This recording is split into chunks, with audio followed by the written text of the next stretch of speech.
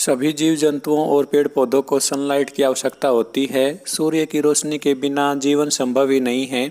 जो भी plant lover हैं उनको ये जान लेना चाहिए कि कोई भी आप प्लांट लगाओगे तो उसको सनलाइट चाहिए। प्लांट्स की बहुत सारी वैरायटीज़ होती हैं। कुछ ऐसे प्लांट होते हैं जिनको कम सनलाइट की आवश्यकता होती है। हल्की सी रोशनी भी यदि इनको मिल जाती है तो भी काफ़ी रहता है। और कुछ ऐसे प्लांट भी होते हैं जिनको पूरे दिन भर की सनलाइट में रखना होता है।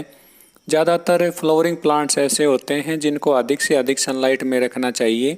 और कुछ ऐसे पौधे होते हैं जिनको ना तो अधिक सनलाइट चाहिए और ना ही कम सनलाइट में इनको रखना है।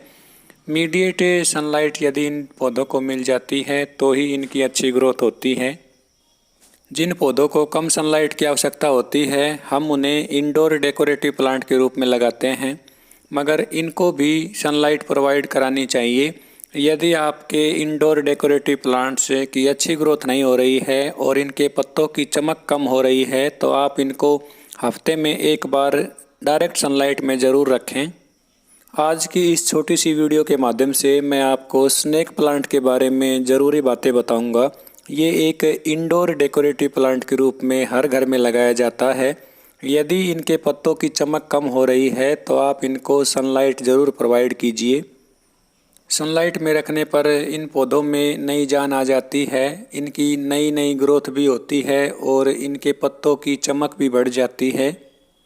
इन पौधों को कम सनलाइट की आवश्यकता होती है। आप इनको ऐसी जगह रखें जहां हल्की हल्की फिल्टर्ड सनलाइट इन पौधों पर गिरे।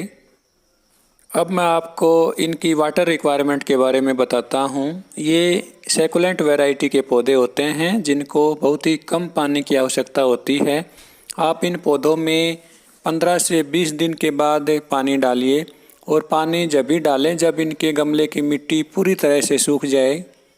इन पौधों में अपने आप ही सेल्फ मल्टीप्लिकेशन होता रहता है। ये देखिए इनके छोटे छोटे पप्स निकल रहे हैं। जब इनके पौधे अच्छी ग्रोथ कर लेते हैं तो उनकी मेन स्टेम के साइड से नए नए पौधे निकलते रहते हैं। इस प्रकार इनका मल्टीप्लिकेशन होता रहता है।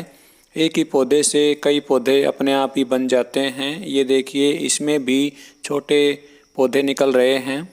जब इनकी ग्रोथ अच्छी हो जाती है तो आप इनको डिवाइड करके अलग अलग गमले में भी लगा सकते हैं। इस प्रकार एक ही पौधे से कई पौधे बन जाते हैं। यदि आप इनका एक पौधा भी ले आओगे तो एक ही पौधे से आप हज़ारों पौधे बना सकते हैं। स्नेक प्लांट के ये पौधे हमारे लिए बहुत ही फ़ायदेमंद होते हैं क्योंकि ये पौधे हवा को शुद्ध करते हैं। नासा द्वारा इन पौधों को एयर प्यूरीफाइंग प्लांट्स माना गया है।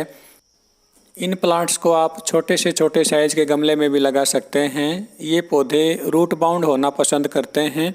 जब ये पौधे रूट बाउंड होते हैं तो इनके नए नए पौधे जल्दी निकलते हैं। यदि इनका एक सिंगल पत्ता भी मिट्टी में दबा दिया जाता है तो उससे भी एक नया पौधा बनकर तैयार हो जाता है।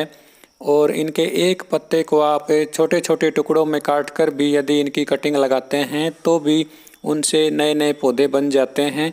इसलिए इस पौधे को आप अपने गार्डन में ज़रूर लगाएं। इन प्लांट्स की अधिक केयर नहीं करनी पड़ती है, ना तो इनमें अधिक पानी डालना है और ना ही अधिक खाद या फर्टिलाइज़र का इस्तेमाल इनमें करना है।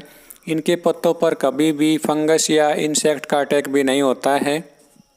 आई होप आपको ये वीडियो अच्छी लगी होगी। यदि आपको ये वीडियो अच्छी लगी हो तो वीडियो को लाइक ज़रूर करें। वीडियो में लास्ट तक बने रहने के लिए बहुत बहुत धन्यवाद। Thank you.